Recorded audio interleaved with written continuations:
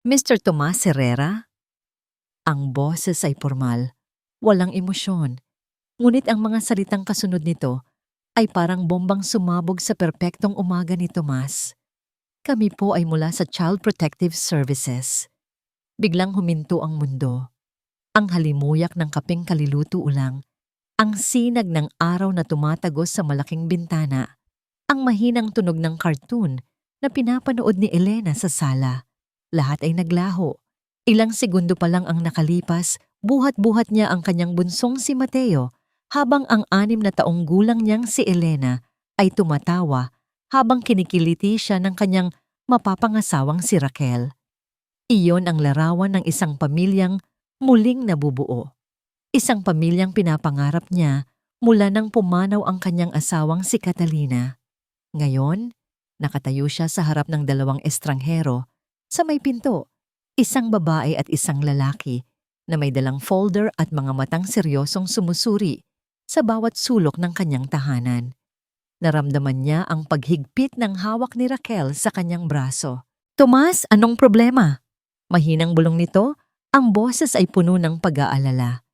Iginaya sila ni Tomas papasok sa sala. Pinaupo niya si Raquel, na ngayon ay karga na si Mateo. Umupo siya sa tabi nito, ang kamay ay protective na nakapatong sa likod ng kanyang fiancé. May problema po ba? Tanong ni Tomas. Pilit na pinapakalma ang sarili. Ang babaeng taga-CPS na nagpakilalang si Mrs. Reyes ay naglabas ng isang papel mula sa folder. "Mr. Herrera, nakatanggap po kami ng isang anonymous report. Isang report na nagpapahayag ng pag-aalala para sa kapakanan ng inyong mga anak, sina Elena at Mateo Herrera." Parang sinuntok si Tomas sa sikmura. "Pag-aalala? Anong ibig niyong sabihin? Araw-araw, ang mga anak ko lang ang iniisip ko. Wala silang kakulangan." "Ang report po ay nagsasaad ng ilang insidente ng kapabayaan," sabi ni Mrs. Reyes. Ang mga mata ay hindi bumibitiw sa kakanya. "Partikular na po rito ang paulit-ulit na pagkakaospital ng inyong bunsong si Mateo dahil sa allergies at ang biglaang pagiging tahimik at matatakutin daw ng inyong panganay na si Elena." Napatingin si Tomas kay Elena, na ngayon ay nakatayo sa likod ng sofa, nagtatago habang sumisilip. Ang dati masiglang anak niya ay tila naging anino ng sarili nitong nakaraan, pero inisip niyang dala lang iyon ng pagkawala ng ina. "Ang anak kong si Mateo ay may maselang kalusugan, pero nasa ilalim siya ng pangangalaga ng pinakamagagaling na doktor." Depensa ni Tomas, tumataas na ang boses. At si Elena, nagluluksa pa rin siya sa pagkawala ng kanyang ina. Normal lang na manibago siya. At normal din po ba na manibago siya sa kanyang tita Raquel? Ang tanong ng kasama ni Mrs. Reyes ay parang patalim na tumusok sa puso ni Tomas. Nakita niya ang pamumutla ni Raquel. "Ano pong ibig niyong sabihin?" Nanginginig ang boses ni Raquel. "Mahal na mahal ko ang mga batang ito. Itinuturing ko silang tunay na anak." Binaliwala ng lalaki ang sinabi ni Raquel at muling bumaling kay Tomas. "Mr. Herrera, ang aming trabaho ay siguraduhin ang kaligtasan ng mga bata. Hindi po ito isang akusasyon, kundi isang imbestigasyon. Kakailanganin po naming makausap si Elena ng pribado." "Hindi!" Mabilis na sagot ni Tomas. Tumayo siya. "Hindi niyo sasaktan ang anak ko. Natatakot na siya at lalo niyo lang siyang tinatakot." "Tomas, kumalma ka," sabi ni Raquel. Hinahawakan ng kamay niya. Ang mga mata nito ay nagmamakaawa. Bumaling siya sa mga taga-CPS.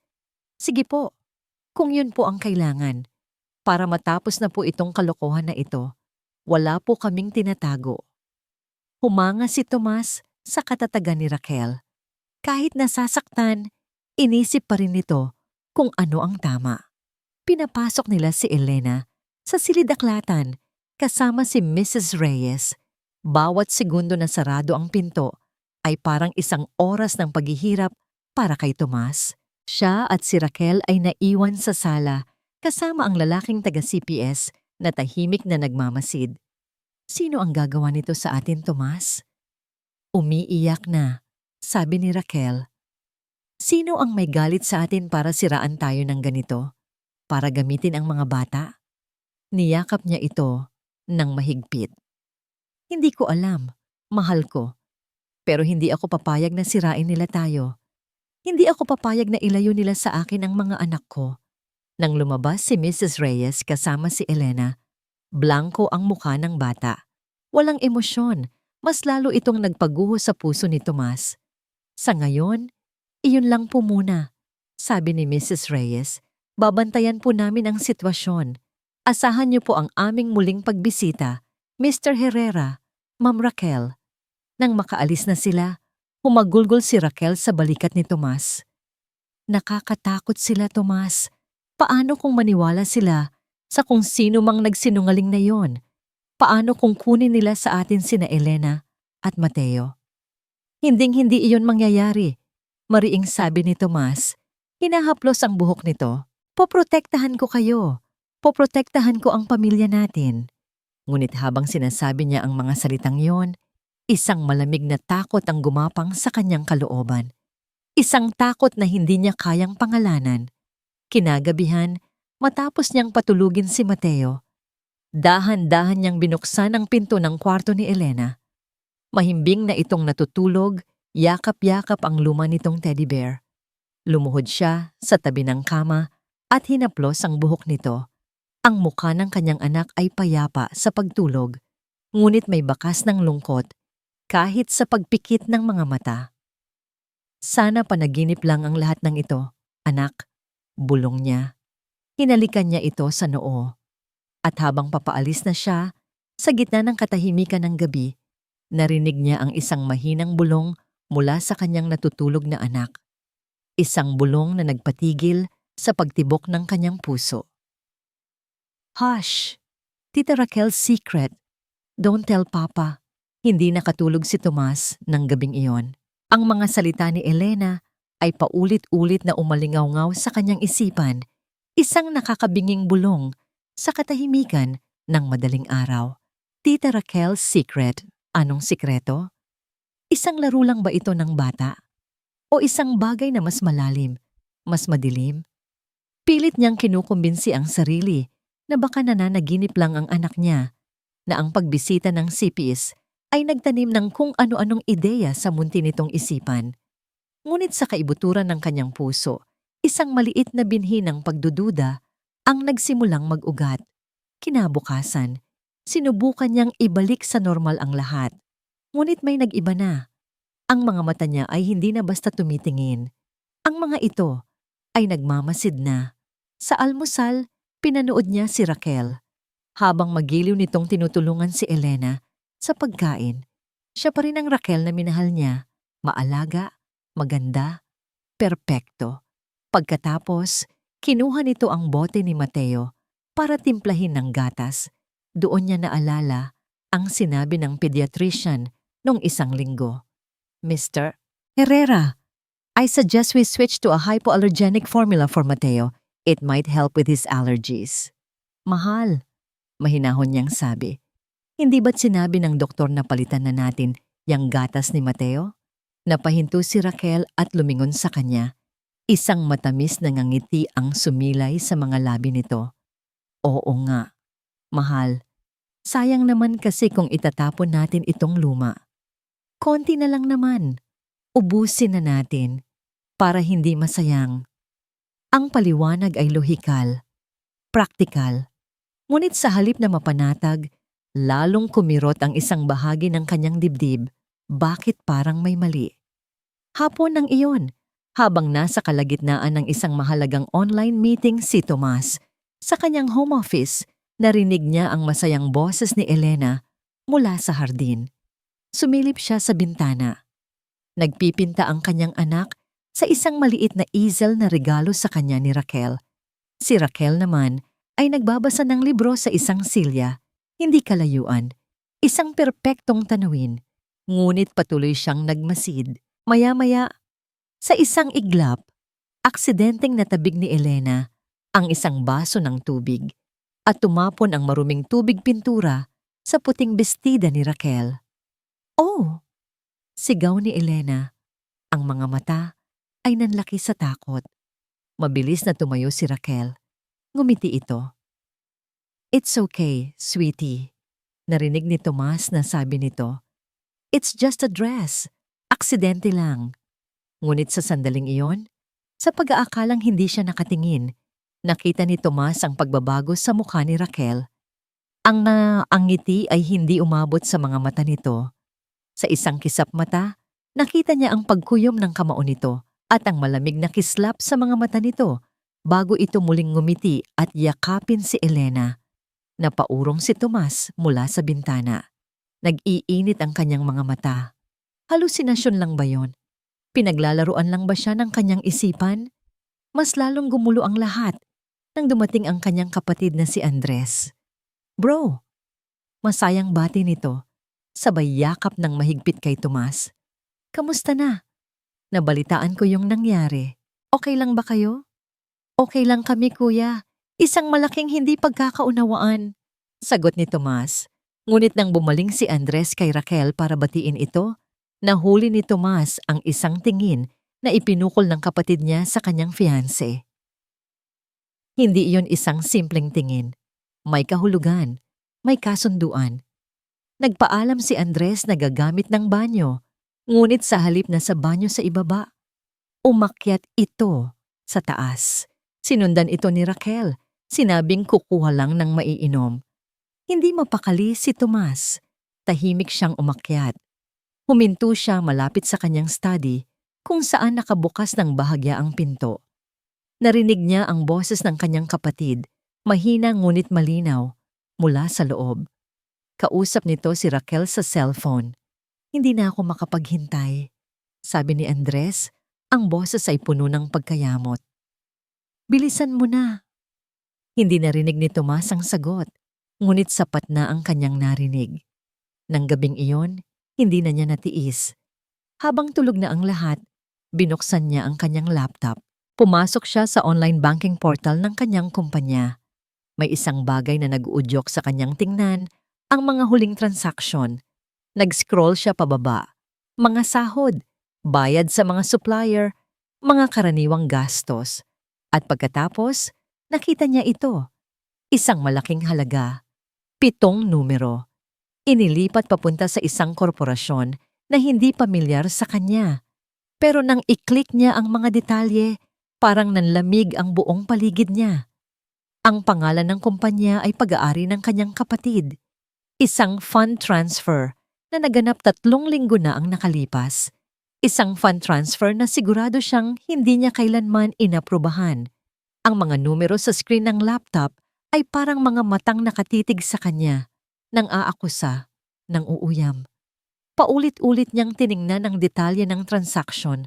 Umaasang nagkamali lang siya ng basa na may ibang paliwanag, ngunit wala.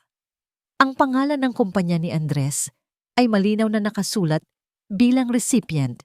Isang lihim na transaksyon, isang sikreto ni Elena, isang tingin na puno ng kahulugan. Ang mga piraso ng palaisipan ay dahan-dahang nabubuo sa isipan ni Tomas, at ang nabubuong larawan ay isang imahe ng kataksilan na hindi niya kayang sikmurain. Kinabukasan, hindi na niya napigilan ang sarili. Kinausap niya si Andres sa telepono. "Kuya, tiningnan ko ang mga company accounts." Simula ni Tomas, pilit na pinapanatiling kalmado ang boses. "May nakita akong malaking transfer papunta sa kumpanya mo. Hindi ko maalalang inaprubahan ko yon." Natahimik si Andres sa kabilang linya. Ilang segundong katahimikan na parang mas maingay pa sa sigawan. "Ah, yun ba?" Sa wakas ay sabi ni Andres. Ang boses ay pilit na pinapasaya. "Nakalimutan ko sigurong sabihin sa'yo, bro. Parte yun ng luma nating investment plan. Na-delay lang yung processing kaya ngayon lang pumasok." "Luma nating investment?" tanong ni Tomas.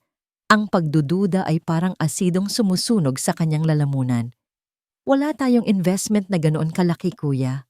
At kahit kailan, hindi dumadaan sa'yo ang pondo nang hindi ko alam." "Baka nakalimutan mo lang, bro. Busy ka masyado, di ba?" Pagdadahilan ni Andres. "Sige na, May meeting pa ako. Mag-usap na lang tayo mamaya.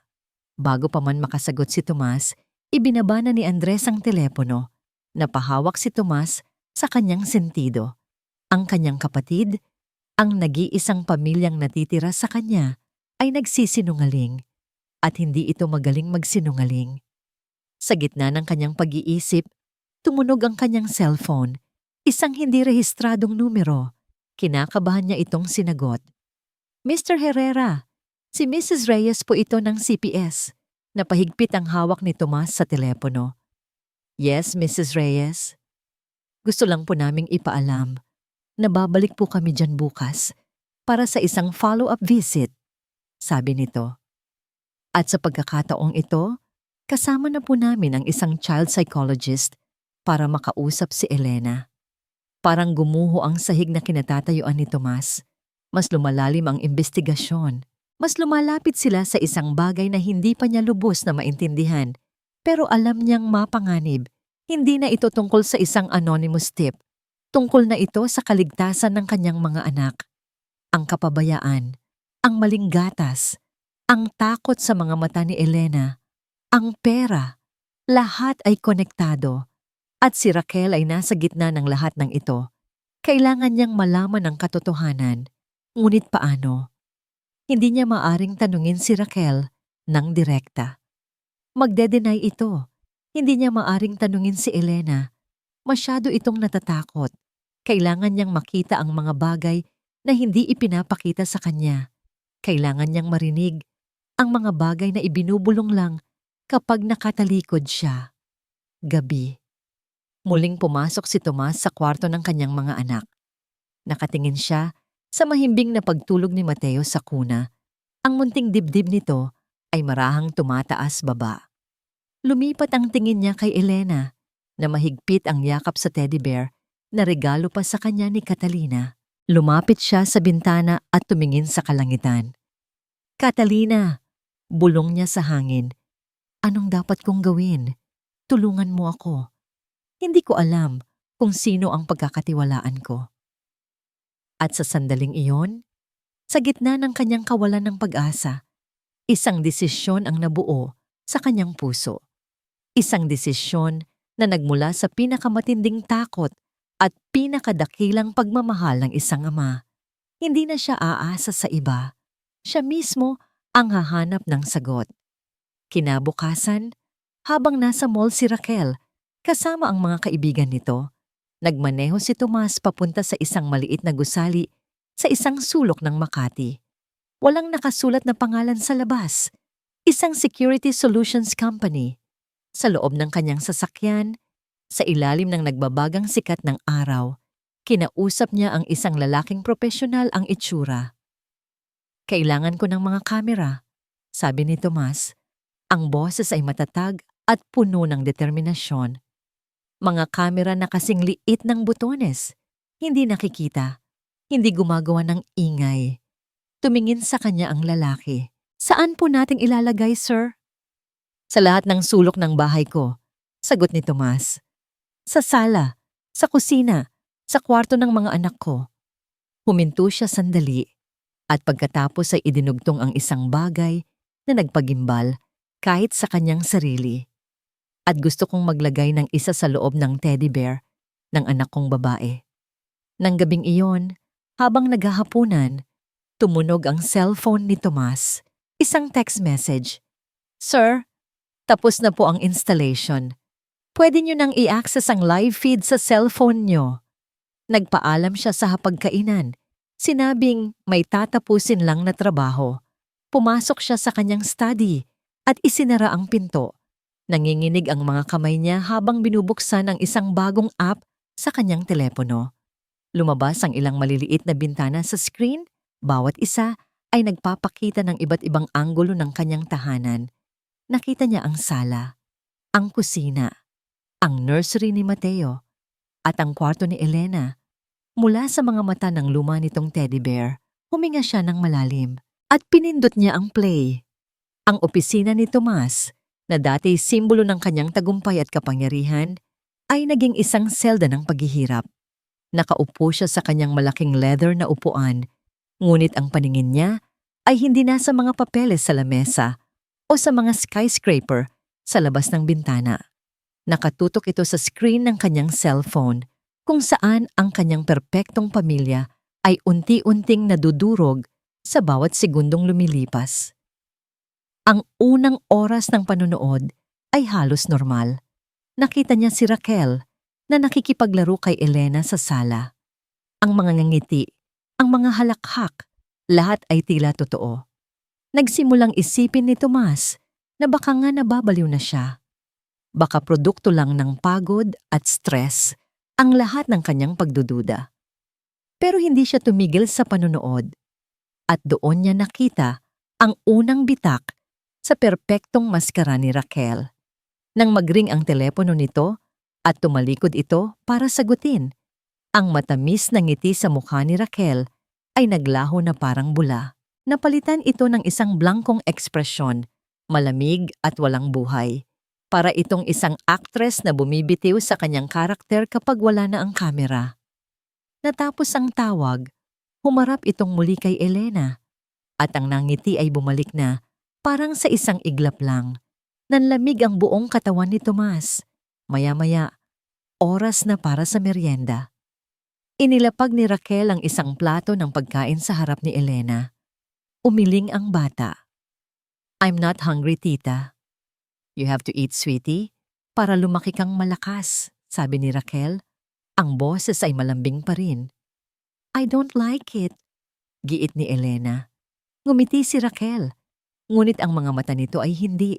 Dahan-dahan itong lumapit sa bata. Inakala nitong wala ng ibang nakakakita. Inakala nitong silang dalawa lang ang nasa silid. Hinawakan nito ang braso ni Elena at sa pagkakataong ito, nakita ni Tomas sa kamera ang paghigpit ng hawak.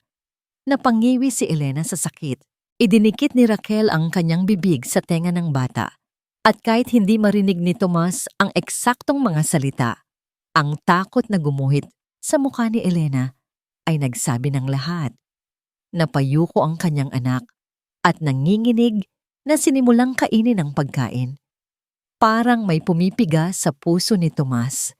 Gusto niyang sumigaw, gusto niyang tumakbo pa uwi at itaboy ang babaeng yon palayo sa kanyang anak. Pero pinigilan niya ang sarili. Kailangan niya ng mas matibay na ebidensya. Ang pinakamasaklap na tanawin ay dumating makalipas ang isang oras. Oras na para sa gatas ni Mateo. Pumasok si Raquel sa nursery. Tumingin ito sa kaliwat kanan bago isinara ng bahagya ang pinto. Mula sa anggulo ng kamera na nakatago sa isang picture frame, kitang-kita ni Tomas ang lahat. Kinuha ni Raquel ang lata ng gatas na inireseta ng doktor. Naglagay siya ng tamang sukat sa bote. Ngunit bago niya ito lagyan ng tubig, may kinuha siya mula sa bulsa ng kanyang bestida. Isang maliit na pakete. Walang tatak. Kulay puti. Binuksan niya ito at nagbuhos ng kaunting pulbos sa bote ng gatas bago ito alugin ng mabuti. Hindi na makahinga si Tomas. Yun ba? Yun ba ang dahilan kung bakit laging nagkaka-allergy si Mateo? Nilalason ba ni Raquel ang kanyang sariling anak? Ang pag-iisip pa lang noon ay sapat na para pasukin siya ng isang uri ng galit na hindi niya pa naramdaman sa buong buhay niya. Isang galit na puro at primal. Isang galit ng isang ama na nakikitang sinasaktan ng kanyang mga anak. Hindi niya namalayan ang pagdiin ng kanyang kamao sa ibabaw ng lamesa. Sa sobrang diin, nabasag ang salamin ng picture frame na naroon. Isang larawan nila ni Catalina noong kanilang kasal. Masaya at puno ng pag-asa. Dumugo ang kanyang kamay, ngunit hindi niya ininda ang sakit. Ang sakit sa kanyang puso ay mas matindi, mas hindi kaya ng sino mang tiisin. Nanginginig niyang kinuha ang telepono para isave ang video recording. Habang ginagawa niya iyon, muling gumalaw ang imahe sa screen. Ang pinto sa sala ay bumukas. Pumasok si Andres. Pinanood ni Tomas ang kanyang kapatid. Hindi ito nagtungo sa kanya o sa mga bata.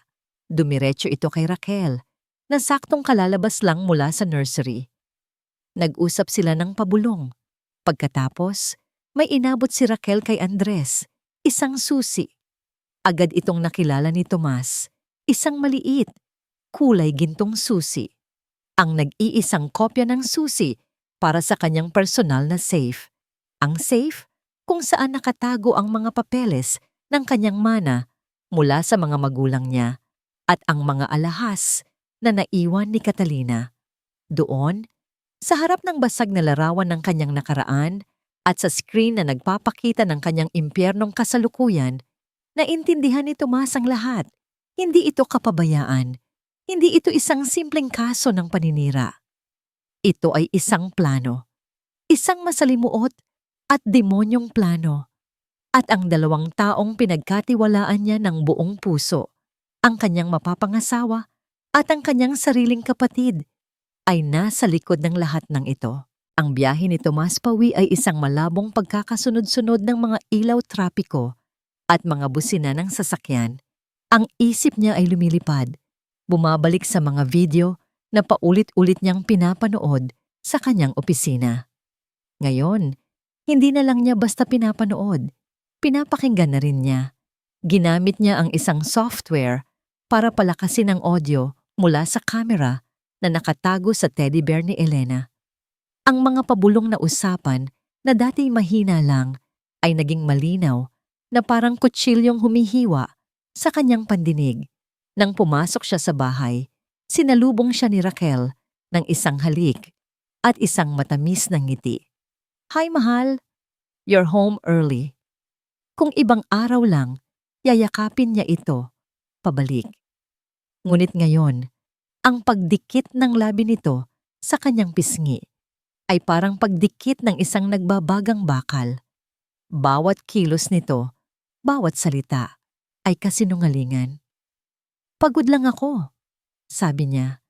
Pilit na pinipigilan ang panginginig ng kanyang boses. Dumiretso siya sa taas para tingnan ang mga bata. Mahimbing na silang natutulog, walang kamalay-malay, sa kasamaang naninirahan sa ilalim ng kanilang bubong. Hinalikan niya sila sa noo, isang tahimik na pangakong poprotektahan niya sila kahit anong mangyari. Pagkatapos, nagkulong siya sa kanyang study. Isinaksak niya ang earphones sa kanyang tenga at muling pinindot ang play. Ang pinapanood niya ay ang pag-uusap ni Raquel at Andres kaninang hapon sa sala. "Hindi na ako makapaghintay," sabi ni Andres, ang boses ay puno ng kaba. "Rebecca, hindi ko na kaya. Natatakot ako para kay Tomas." Rebecca. Hindi Raquel, Rebecca. Ang pangalan ay parang lason na kumalat sa isipan ni Tomas. Pati ang pangalan nito ay kasinungalingan. Ang tawa ni Raquel, ni Rebecca, ay malamig at walang kagalakan. Natatakot ka para sa kanya? O natatakot ka para sa sarili mo? Huwag mong kalimutan kung sino ang may hawak ng buhay mo, Andres. Yung utang mo sa amin hindi pa bayad yon. Pero kapatid ko siya, giit ni Andres. At ako ang magiging asawa niya, ganti ni Rebecca. "Malapit na, Andres. Ang kailangan lang natin ay makuha ng korte ang simpatya ko. Isang ama na pabaya, isang stepmother na martir. Kapag naibigay sa akin ang full custody, makokontrol ko na ang lahat ng assets para sa kapakanan ng mga bata. At kapag nangyari yon, tapos na ang lahat. Magiging malaya ka na." Napapikit si Tomas. Ang sakit ay mas matindi pa sa 10 beses na pagsaksak. Hindi lang ang kanyang pera ang habol ng mga ito. Ang habol nila ay ang kanyang mga anak, ang kanyang buong buhay, ang kanyang kapatid, ang kanyang sariling dugo, ay ipinagkanulo siya para sa pera. Para takasan ang isang kasalanang hindi man lang nito nabanggit sa kanya. Itinuloy niya ang pakikinig, kahit na bawat salita ay parang torture. "Paano kung malaman niya?" tanong ni Andres. "Hindi niya malalaman," may kumpiyansang sabi ni Rebecca. "Masyado siyang bulag sa pagmamahal niya sa akin at masyado siyang abala sa pagluluksa kay Catalina para mapansin ang mga detalye." At pagkatapos, sinabi ni Rebecca ang mga salitang tuluyang gumuho sa mundo ni Tomas. Ang mga salitang nagpabago sa lahat, mula sa isang kwento ng panloloko patungo sa isang kwento ng karahasan. "Huwag kang mag-alala," sabi ni Rebecca. Ang boses ay nakakakilabot sa pagiging kalmado nito. "Malapit na. Isang galaw na lang at matatapos na natin ito. Tulad ng ginawa natin kay Catalina. Tulad ng ginawa natin kay Catalina." Binitawan ni Tomas ang earphones na para siyang napaso. Ang hangin sa kanyang baga ay biglang naubos. Ang pagkamatay ni Catalina. Sabi ng mga pulis, isa itong car accident. Nawalan daw ng preno ang sasakyan sa isang palusong na daan. Isang trahedya, isang aksidente. Pero hindi iyon aksidente. Ang babaeng matutulog sa tabi niya ngayong gabi, ang babaeng dapat niyang pakasalan, ang babaeng nagpapanggap na ina sa kanyang mga anak, ay ang parehong babae na posibleng pumatay sa kanyang asawa. Tumayo si Tomas at sumandal sa pader. Ang mga binti niya ay nanginginig at hindi na siya kayang suportahan. Tumingin siya sa salamin at nakita ang isang estranghero, isang lalaking basag ang puso, wasak ang tiwala, at puno ng nag-uumapaw na galit at pighati. Hindi na siya si Tomas Herrera, ang matagumpay na CEO. Siya ay isang byudo na pinagtaksilan. Isang ama na kailangang iligtas ang kanyang mga anak mula sa mga halimaw na nagpapanggap na pamilya. Ang tanong na lang ay paano? At kung magagawa ba niya ito bago mahuli ang lahat? Sa mga sumunod na araw, si Tomas ay naging isang dalubhasang aktor sa sarili niyang tahanan. Bawat umaga, bumabangon siya at binabati si Rebecca ng isang ngiti. Kahit na ang gusto niyang gawin ay sumigaw. Ipinagluluto niya ito ng almusal, kahit na ang bawat pagsubo ay parang lason sa kanyang panlasa. Hinihintay niya ang mga halik nito, kahit na ang bawat pagdampi ng mga labi nito ay nag-iiwan ng pakiramdam ng dumi at pandidiri. Ang pinakamahirap na parte ay ang pakikitungo sa kanyang mga anak. Nais niyang yakapin si Elena at sabihing, "Alam ko na, hindi mo na kailangang matakot."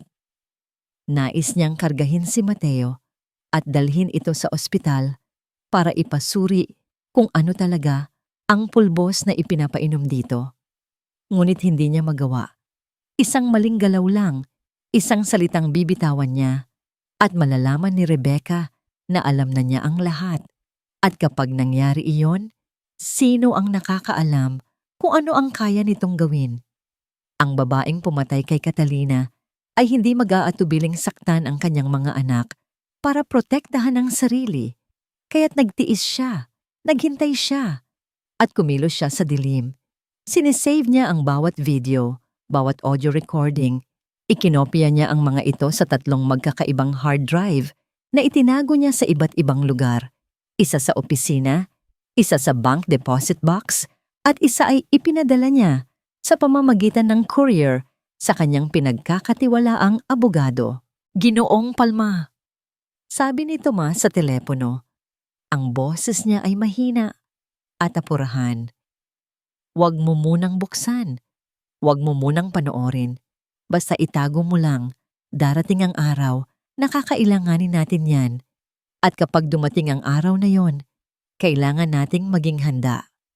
Sa kabilang banda, si Rebecca ay hindi manhid. Naramdaman niya ang unti-unting panlalamig ni Tomas. Ang mga sagot nitong matipid. Ang mga tingin nitong lumalampas sa kanya. Ang mga pag-iwas nito sa gabi. Akala ni Tomas ay nagiging maingat siya. Ngunit para sa isang ahas na tulad ni Rebecca, ang pinakamaliit na pagbabago sa hangin ay isang senyales ng panganib. Naramdaman niyang nawawalan na siya ng kontrol.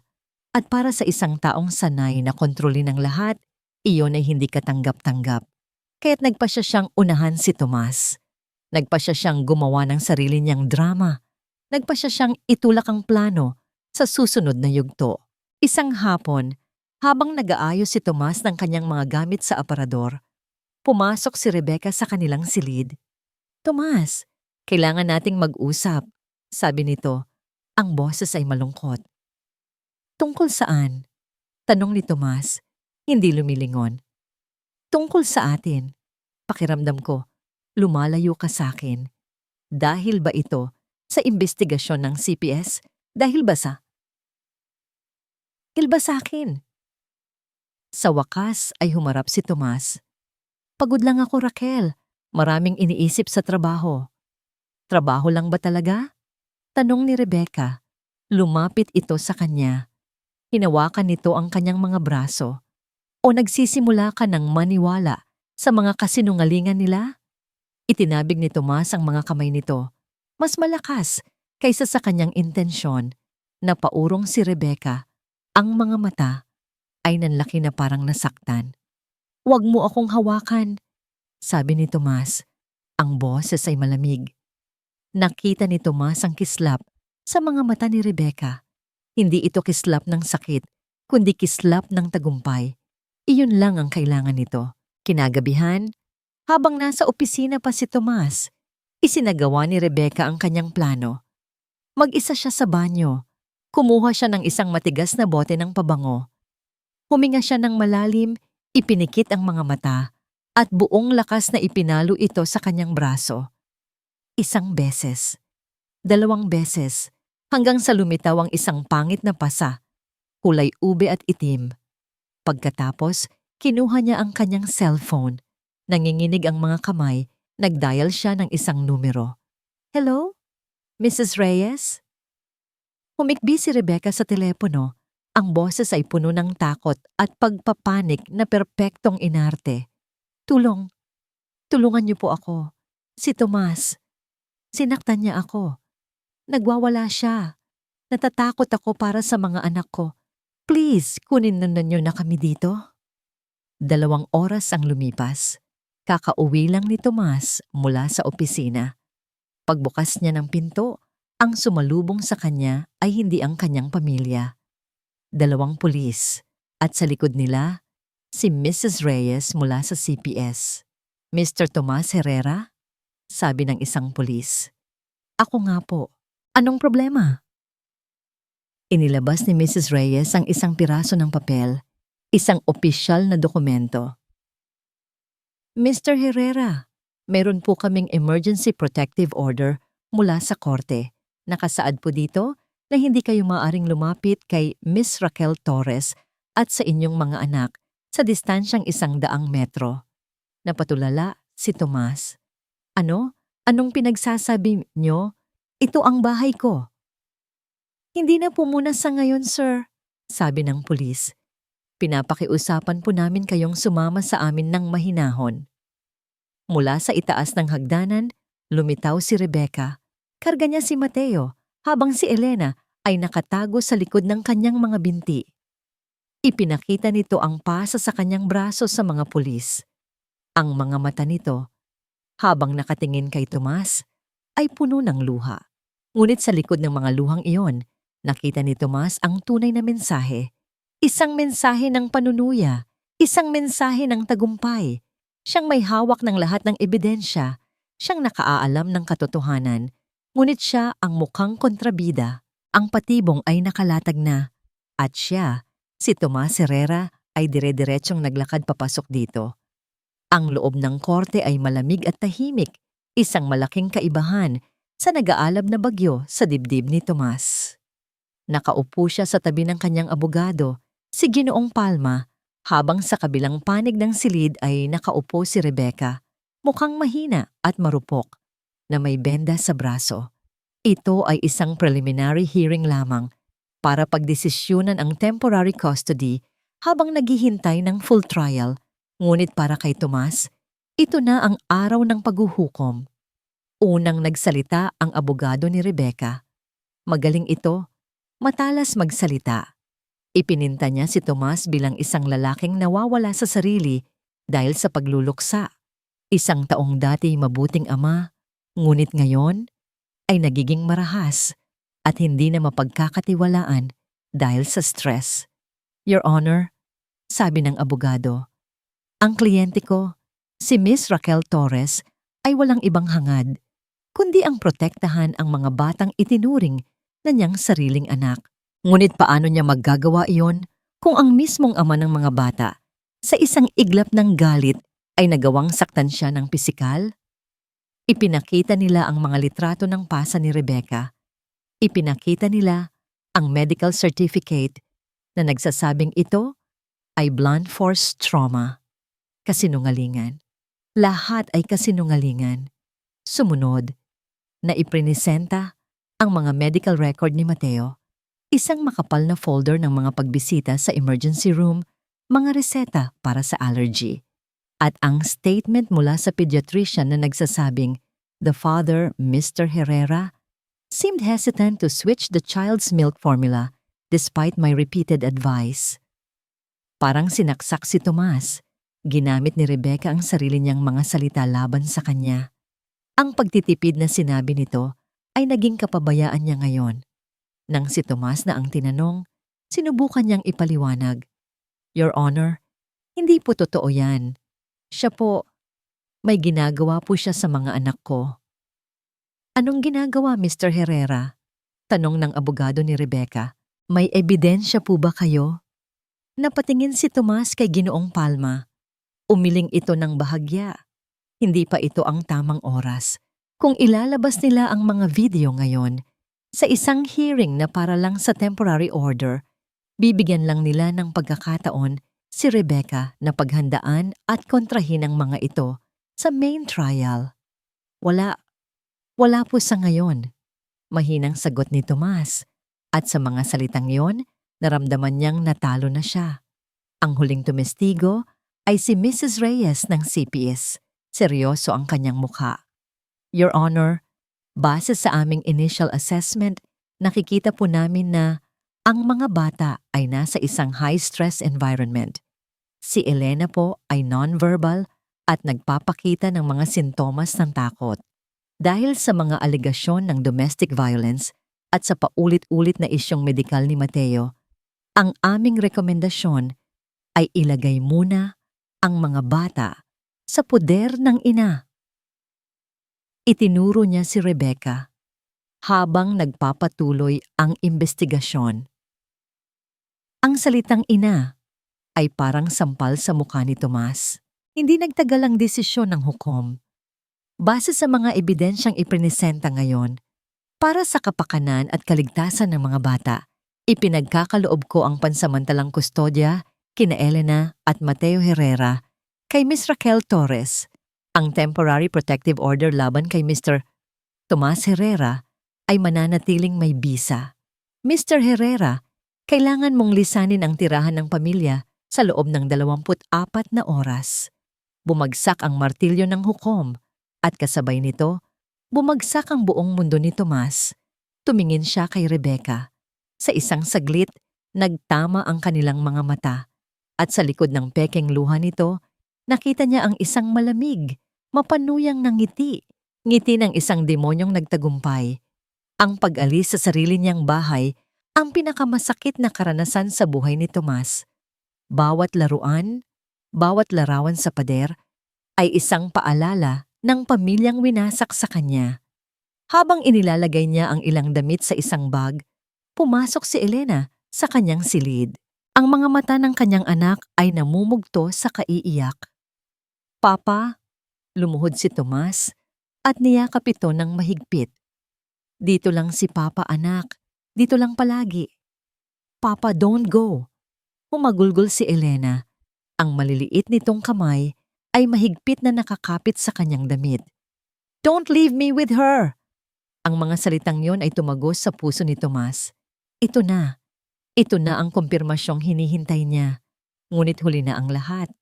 Dumating si Rebecca at marahang hinila si Elena palayo sa kakanya. Halika na, sweetie. Hayaan mo na ang papa mo. Kailangan na niyang umalis. No, Papa! Sigaw ni Elena. Isinara ni Rebecca ang pinto sa harap mismo ng mukha ni Tomas. Ang huling narinig niya ay ang papalayong iyak ng kanyang anak. Napaluhod siya sa labas ng pinto, talunan at wasak. Lahat ay nawala sa kanya, ang kanyang mga anak, ang kanyang tahanan, ang kanyang pangalan. Habang nagmamaneho siya palayo, walang patutunguhan, napahinto siya sa isang tabi. Kinuha niya ang nag-iisang bagay na naisip niyang dalhin mula sa kanyang silid. Isang maliit na music box na laging pinapatugtog ni Catalina para kay Elena. Binuksan niya ito. Isang malungkot, ngunit pamilyar na himig ang tumugtog. Tala. Munting tala. Sa langit na bughaw. Ang paboritong lullaby ni Catalina, ang kantang nagpapatulog kay Elena noong sanggol pa ito. At bigla, sa gitna ng kanyang kadiliman, isang alaala ang sumilay. Si Catalina, ilang linggo bago ito mamatay, habang itinuturo sa kanya ang isang bagong renovate na bookshelf sa kanilang library. May sikreto ako dito, mahal, sabi nito, nakangiti. Isang munting baul para sa hinaharap. At ang password, isang bagay na tanging puso lang ni Elena ang nakakaalam. Noon, inakala niyang biro lang iyon. Ngunit ngayon, napatingin si Tomas sa kalsada. Hindi na siya nawawala. Mayroon na siyang patutunguhan. Ang lumang library ni Catalina ay hindi na masyadong nagagamit. Natatakpan ng manipis na alikabok ang mga libro. At ang amoy ng papel at kahoy ay nagpapaalala kay Tomas ng masayang nakaraan. Ngunit hindi siya naparoon para magluksa. Naroon siya para sa isang misyon. Alam niyang mali ang ginagawa niya. Labag sa utos ng korte ang pagpunta niya doon. Ngunit ang pag-iisip na sina Elena at Mateo ay kasama ng isang halimaw sa loob ng bahay na ito ay mas matindi kaysa sa anumang takot niya sa batas. Maingat niyang siniguro na wala si Rebecca at ang mga bata sa bahay bago siya pumasok gamit ang luma niyang susi sa likod bahay. Nilapitan niya ang bookshelf na itinayo ni Catalina. Libo-libong libro. Saan siya magsisimula? Hinaplos niya ang bawat hilera, kinakapa ang bawat sulok, naghahanap ng kahit anong kakaiba.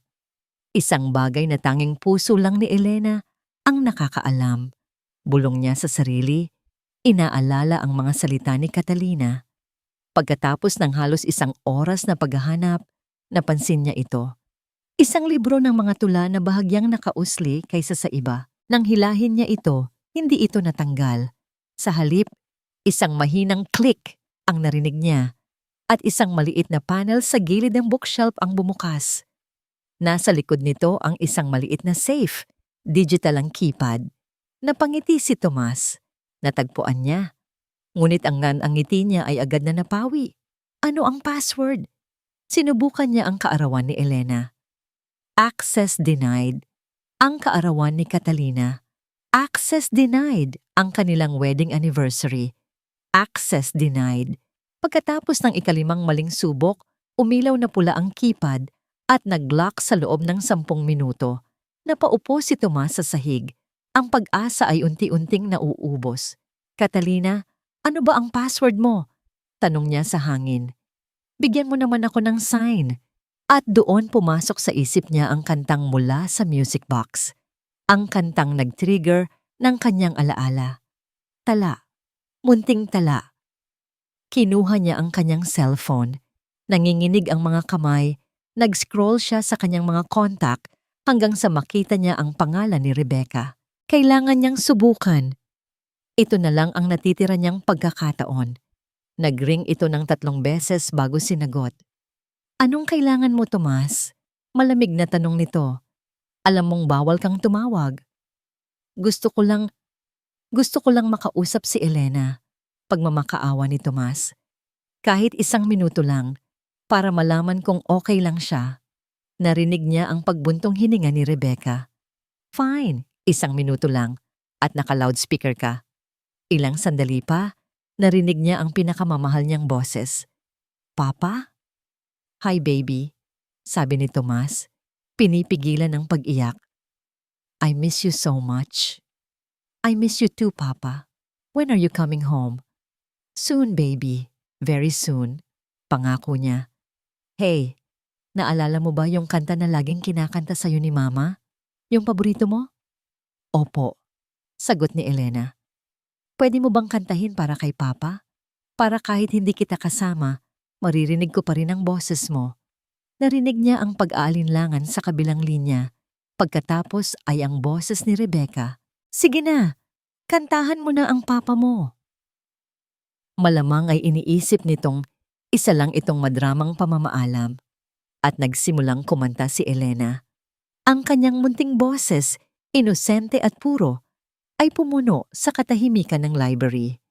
Tala, munting tala, sa langit na bughaw. Ang ningning mo'y tulad ng pag-ibig ni inay. Iyon na iyon. Ang huling linya. Hindi lang yon basta linya.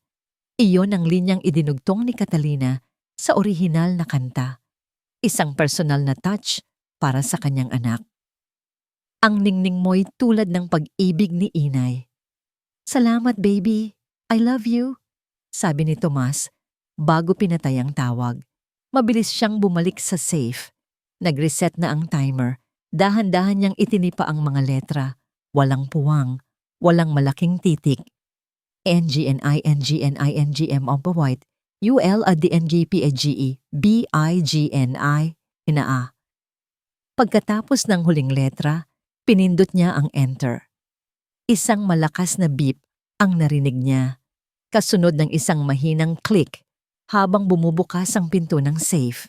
Ang puso ni Tomas ay kumakabog ng napakabilis. Sumilip siya sa loob. Walang mga alahas, walang pera. Sa halip, mayroong dalawang bagay, isang maliit, leather-bound na diary, at isang digital voice recorder. Kinuha niya ang recorder. May isa lang itong audio file. Nanginginig ang hintuturo.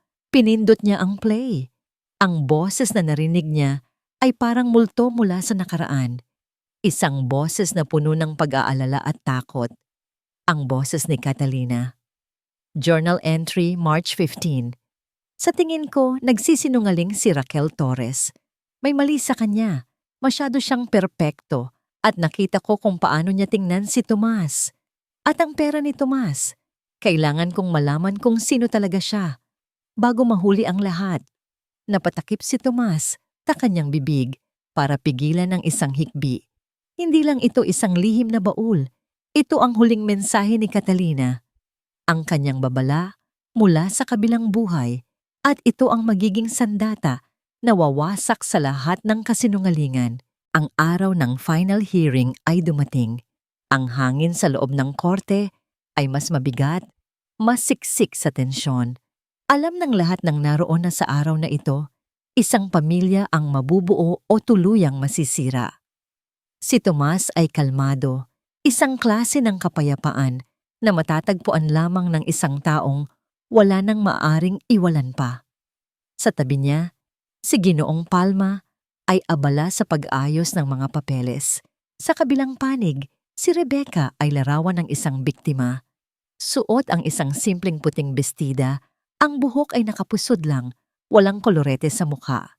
Isang imahe ng pagiging inosente na perpektong kinontra ng nagbabanta pa ring pasa sa kanyang braso.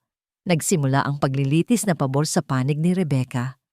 Ang kanyang abogado ay muling ipininta si Tomas bilang isang ama na hindi mapagkakatiwalaan.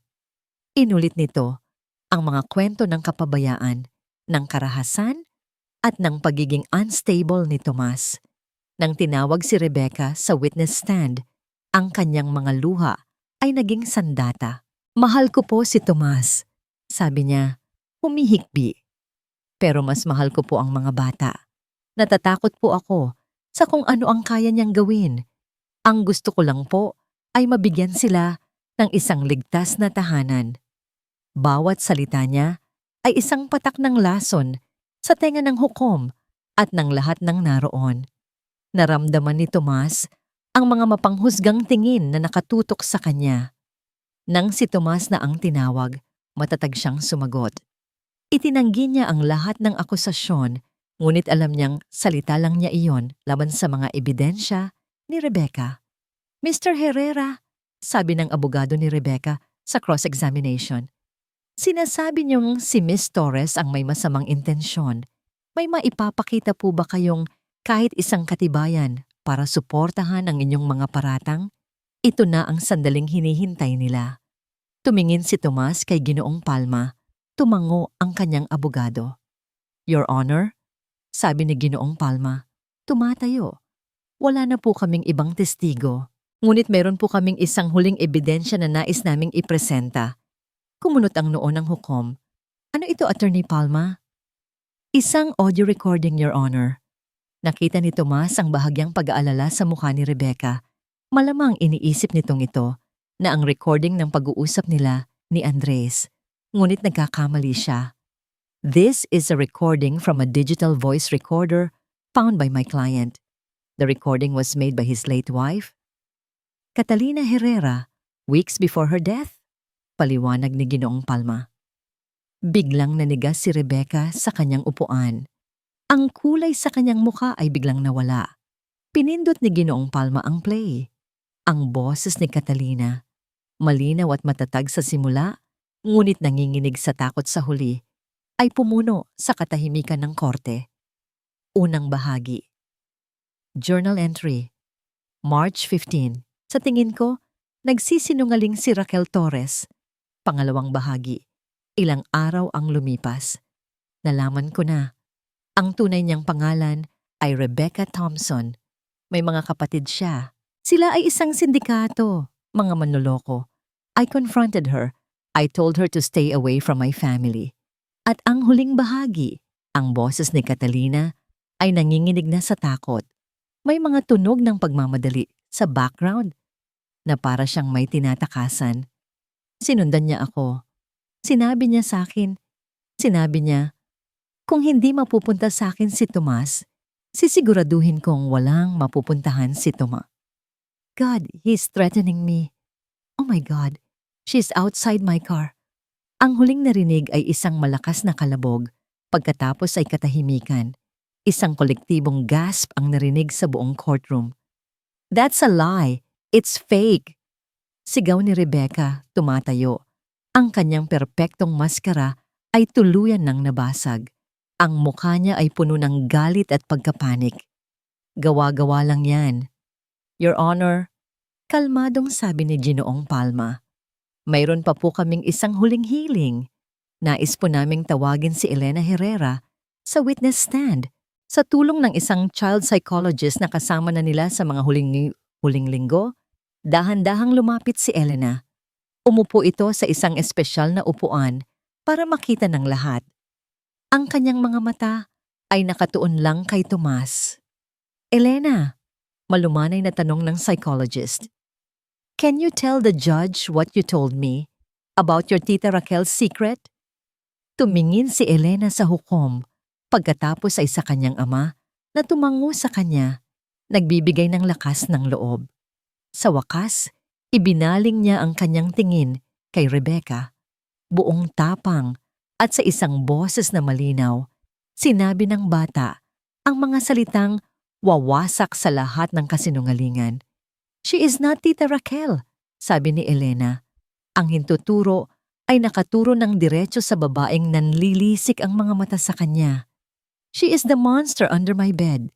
Sa sandaling iyon, tapos na ang lahat. Ang utos ng hukom ay mabilis at walang pag-aalinlangan.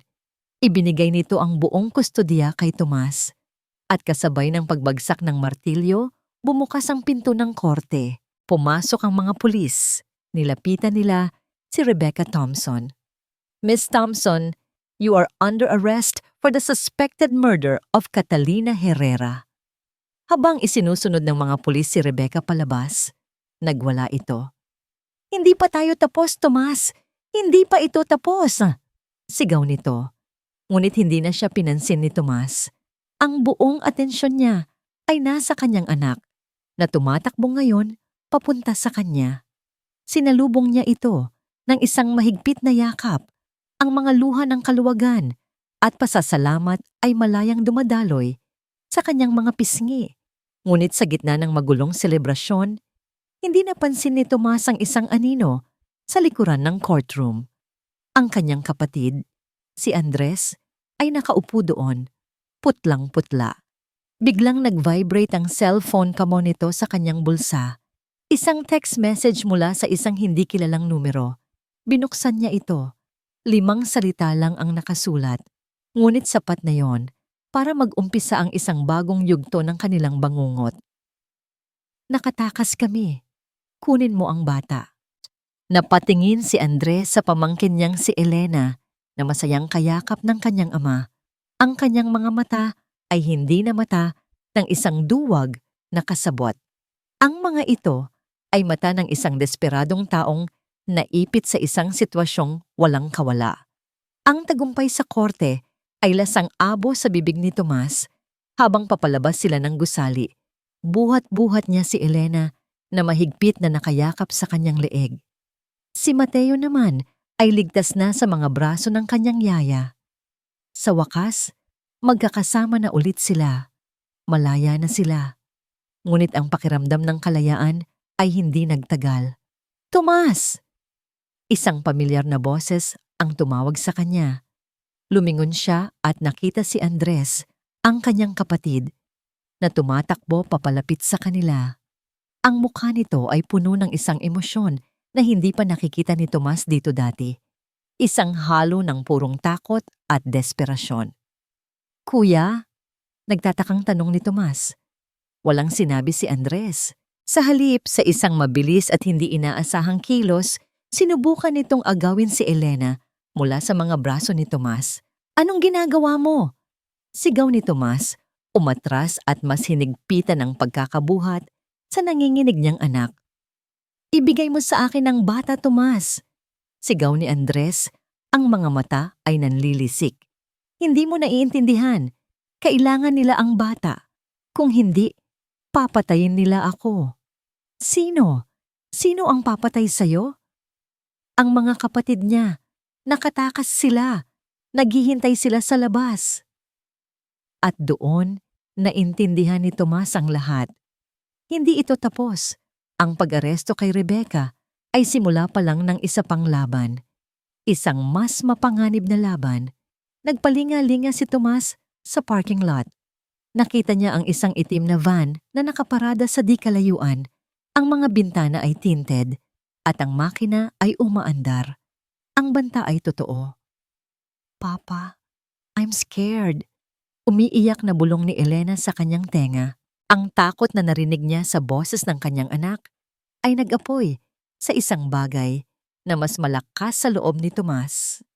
Ang kanyang sariling takot ay naglaho, napalitan ng isang primal na instinct ng isang ama na poprotektahan ang kanyang supling. Hindi ka nila makukuha, mariin niyang sabi kay Elena. Ibinigay niya si Mateo sa kanyang abogado. Ginoong Palma, itakbo niyo na si Mateo pabalik sa loob. Tumawag kayo ng pulis.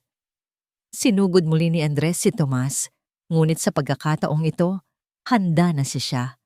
Ginamit ni Tomas ang kanyang buong bigat para itulak ang kapatid palayo, habang tinitiyak na si Elena ay ligtas sa likod niya.